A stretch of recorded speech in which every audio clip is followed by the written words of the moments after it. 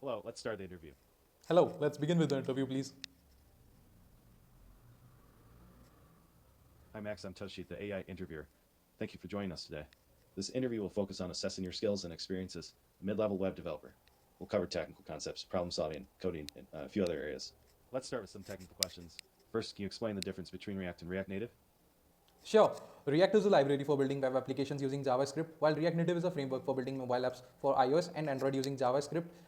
React uses HTML elements, while React Native uses native mobile components like view, text, and button. This is the key difference. That's a good start.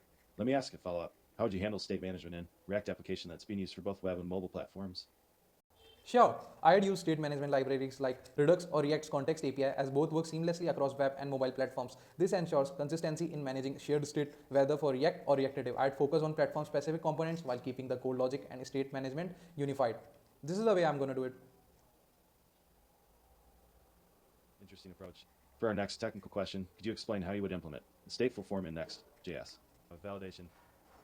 Sure, in Next.js, I'd use React's useState to manage form data and use effect for validation. On form submission, I'd validate inputs using libraries like Formic or React Hook Form, combined with Yup for schema validations. Error would be displayed conditionally and form data would be sent to the backend upon successful validation. That's the way I'm gonna do it. All right, let's move to some problem-solving questions. Imagine you're building a Next.js application with server-side rendering, and you notice that the page load times are slow. What optimization techniques would you consider to improve performance? Sure, to optimize SSR performance in Next.js, I'd implement the following. I use get static props where possible to generate pages at build time instead of every request. I'm going to use lazy loading. I'm going to implement dynamic imports with react.lazy to load non-critical components only when needed. For image optimization, I'm going to use Next.js image component. For caching mechanisms, I'm going to set proper caching headers and use a CDN. And for code splitting, I'm going to use built-in Next.js code splitting tools. This is the way I'm going to do it. Good considerations. Here's another scenario you're working on. React Native project, and the app is crashing on some devices, but the crash isn't reproducible on your development environment. How would you approach debugging this issue?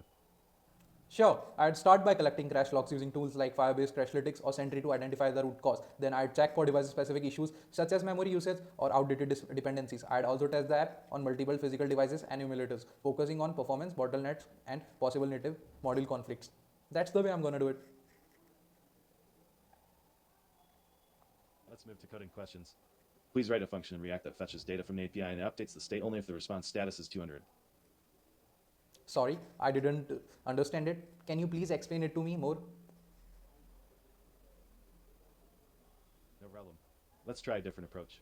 Here's a coding question. Write a function in React that handles a form submission, validates the input fields, and displays an error message if any are invalid. Give me some time, please. I'm going to write the code.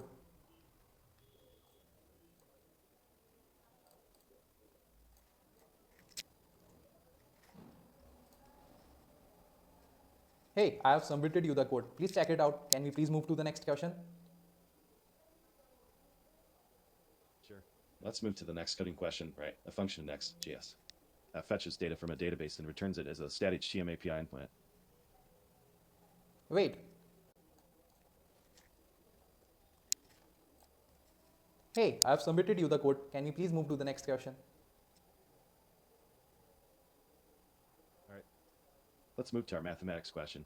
If you have a web application with 100,000 users per month and you want to implement a feature that requires processing an average of 200 API requests per user per day, how would you calculate the total API requests per month? Yeah, to calculate the total APIs request per month, I'm going to first see there are 10,000 users into 200 API requests per user per day, which equals to like 20 million API requests per day. And for 20 million API requests into 13 days, assuming 30 days in a month, it's going to be like 600 million API requests per month. So the total is 600 million API requests per month. That's my response. Let's move to the last question, which is a behavioral one. Can you tell me about a time when you had to learn a new technology quickly to meet a project deadline? Sure. In one project, I had to quickly learn Next.js to build a server-side rendering application for tight deadline. I focused on mastering key concepts like get server-side props and dynamic routing through documentation and tutorials. I then applied this knowledge to develop and deploy the app on time.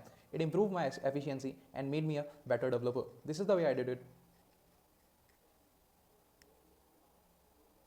Thank you for your time, Max. This concludes our interview. We'll be in touch with the next steps. Okay, I just wanted to ask you one thing. Can you please give me a feedback on my interview? Sure. While there were some areas for improvement in your technical explanations, you demonstrated a good approach to problem solving and applied relevant skills from your experience. We'll be in touch soon about the next steps. Thank you for your time. Thank you. You're welcome. Goodbye.